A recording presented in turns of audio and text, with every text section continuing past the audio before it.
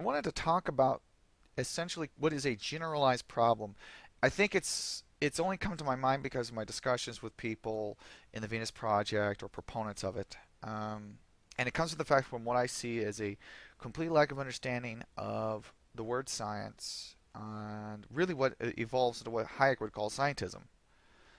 And to explain for people who are proponents of the Venus Project and people who love science in general but aren't quite educated on how the sciences really work, scientism was a word coined by Hayek in his observation that there were many economists in his day, and still are today, where they will try to emulate the natural science method, of falsification, experimentation, laboratory kind of constraints, statistical analysis, dependence upon for the formation of their theories.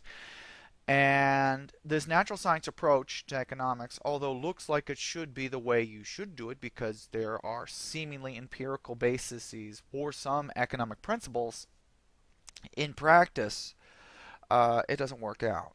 For example, you can't perfectly isolate consumers from producers, so we can't quite get how can I say it, an empirical basis for the patterns of consumption and the patterns of production. The only way we can get this is from the concept of marginal utility, which can only be kind of presupposed on first principles. I mean, even Jevons, who was a Walrasian, who used mathematics to exhibit or illustrate the marginal utility concept, still depended upon an implicit basis of first principles, which is why, for example, Carl Menger, who independently discovered marginal utility without mathematics, he was a journalist of his day, um, was able to explain in just full sentences the same concept, the logic of it, the psychological basis for marginal utility. And so, even without mathematics, you can still come up with marginal utility. Mathematics just simply clarifies and isolates some attributes of marginal utility in terms of the essence of what it really is for somebody who's more math minded, like Jevons was. And so, in practice, what you have to understand is that social sciences like economics or psychology or sociology um, are all based on essentially some level of first principles. Now, some of these first principles may have a basis in, say, a material substrate basis, such as in the case of economics with marginal utility, where a person doesn't want one more product or one more unit of a product. It could be because the psychological basis of it fulfilling the want is measurably equivalent to what has already been fulfilled previously by the previous unit of a product. Meaning that, in essence, why would the brain logically choose, or even illogically, from an emotional sensory perception kind of response, want to have more? There's no point. It's already satisfied. Therefore, boom, just stops. Very deterministic, very easy to see. So there could be a physiological basis for that, and even a neurological basis, but it doesn't add any more to the discovery already found. So you can see here the natural science method doesn't really get us more in disciplines like this. Conversely, scientism could also mean, at least from my perspective, a more modern perspective here, that it is the misapplication of not only the natural science method upon the social sciences, it could be the misapplication of the social science method of first principles on the natural sciences. A great example of this is all the hullabaloo, or whatever, all the hype for M theory and string theory. Most of that is based on just purely mathematical constructs, which have already been previously proven true for some parts of the standard model in physics, such as what we see with symmetry and so on. And what they were trying to do is trying to extend all of those constructs which we use in other parts of physics to justify, and not only were proven right later in experimentation, for other phenomena to then explain and justify a much more beautiful, mathematically so, ensemble of unifying these things.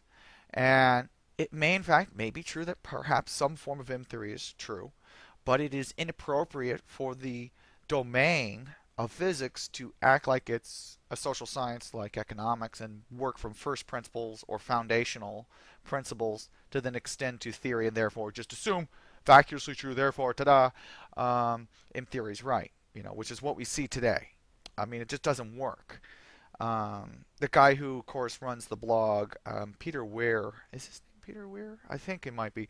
Um, he does the blog Not Even Wrong, and he talks about this. He just sees that there's so much presupposition on part of M theorists that therefore it has to be true because all the mathematics that's behind it has been proven true for other phenomena and other parts of physics, and it doesn't work like that. He points it out just simply. And as well as experimentally, he points it out. Like many of the like the many of the other linear accelerators have been showing none of the numbers that M theory has been saying. But anyways, the general point is what I see, at least with the layman or the layperson out there who sits outside and looks at sciences in general, like computer science and so on, they need to understand it's a science because it is an exact discipline. It follows an exact organizational structure with its knowledge. This is why computer science is a science. It's a logical science, just as all disciplines of mathematics are. And you have all these other social sciences that deal with the dynamics of individuals, of agent driven systems, essentially, which happen to be composed of us, human beings. And physics deals with the natural sciences, which are essentially, it's kind of a misnomer to call them natural. We should call them the physical sciences of chemistry, of physics, of biology, which deals with physical systems and how their substrates interact with one another in different domains and even in the subsets and so on. And they follow very nice, neat organizational patterns of knowledge. That's all really science is. It's just that each science has its own domain and its own methodologies. And I think if people would actually understand this and be actually properly educated in the actual nature of science, perhaps things like what we see with the Venus Project, where people say, well, this isn't scientific because it doesn't follow the natural science method, which I see a lot of people who are supporters of the Venus Project try to tell me. Um, and really, they don't understand what a science is and how a science is formed. And so it gets, it's kind of like you're talking one language and they're talking another language. They presuppose one lexicon. You, of course, unfortunately, are speaking in another. So that being said, it's not just them. It's a lot of people. Creationists, I've seen this with. Just people who love sci-fi in general.